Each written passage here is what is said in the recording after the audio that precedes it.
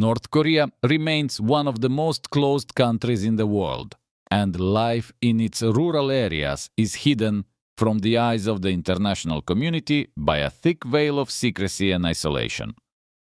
Beyond the high mountains and heavily guarded borders, there exists a reality that few outside the Korean peninsula know about and which starkly differs from the picture broadcast by official propaganda. The villages of North Korea represent a particular world where the traditional way of life is intertwined with the rigid ideological system of the state. About 70% of the country's population lives in rural areas, where people are primarily engaged in agriculture. These territories have become the foundation of the regime's economy, but at the same time, they are places of the greatest deprivation for ordinary citizens who fight daily to survive. Rural life here is subordinated to a strict system of collective farms inherited from the Soviet model, but adapted to the specifics of Korean socialism. Villages in North Korea are organized around cooperative farms where the land belongs to the state and peasants work collectively under the supervision of party officials. Each family receives a small plot of land for personal use, but the main work is done on communal fields where rice, corn, and vegetables are grown. All harvest must be handed over to the state according to established quotas, and only after meeting the plan do the peasants receive their share of food. The distribution system often fails, especially during periods of crop failure or natural disasters, which leads to acute food shortages in the villages. Residents are forced to seek alternative ways to feed their families, turning to foraging for wild plants, roots, and herbs that become the basis of the diet in times of famine. Infrastructure in rural areas remains extremely underdeveloped, which significantly complicates life for the local population and limits opportunities to improve conditions. Electricity is supplied irregularly, often for only a few hours a day, and in many remote villages, it is absent altogether, forcing people to use kerosene lamps. Roads are in a deplorable state. Many are dirt tracks that are washed away by rains and become impassable during the monsoon season. Medical care is practically unavailable.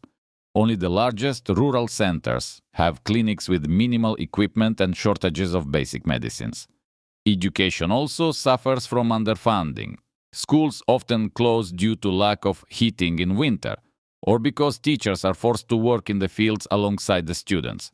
Ideological control in the villages is no less strict than in the cities, although remoteness from central authorities sometimes creates the illusion of greater freedom. Each village has its own party secretary who monitors the political reliability of residents and organizes mandatory ideological meetings several times a week. At these meetings, peasants study the leaders' speeches, discuss the regime's achievements, and engage in self-criticism, admitting their ideological mistakes before the collective. Portraits of the country's leaders are required to hang in every home, and their condition is regularly inspected by special inspectors who can punish for dust or damage. The social control system relies on mutual surveillance, where neighbors are obliged to report any suspicious actions or statements of one another to local authorities. Despite strict restrictions, unofficial markets have begun to appear in rural areas over the past 2 decades, becoming vital for survival. After the catastrophic famine of the 90s, which claimed the lives of 600,000 to 1 million people, the authorities were forced to tacitly allow private trade.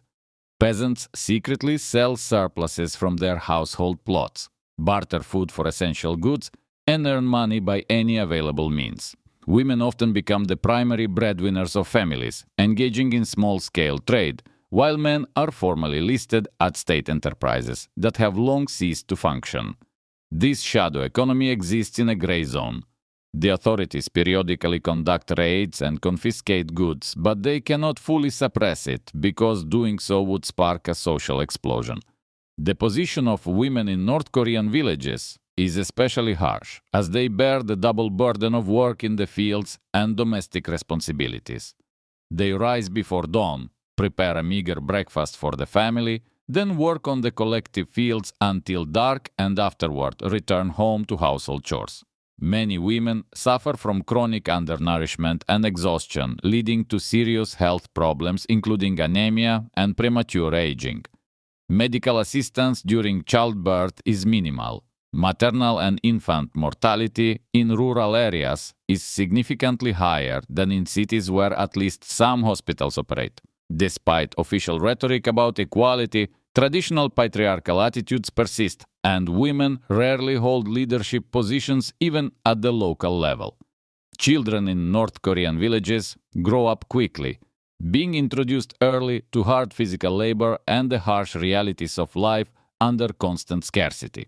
From 6 to 7 years old, they begin helping their parents in the fields, gathering kindling for the stove, carrying water from the well, and caring for younger brothers and sisters. Schooling is often interrupted for several months a year, when all pupils are mobilized for agricultural work or for building infrastructure projects. Many children suffer from malnutrition, which negatively affects their physical and mental development, making them significantly shorter than their peers from South Korea. Despite the hardships, traditional family values persist in the villages, and children learn respect for elders and the importance of collective mutual assistance in difficult times.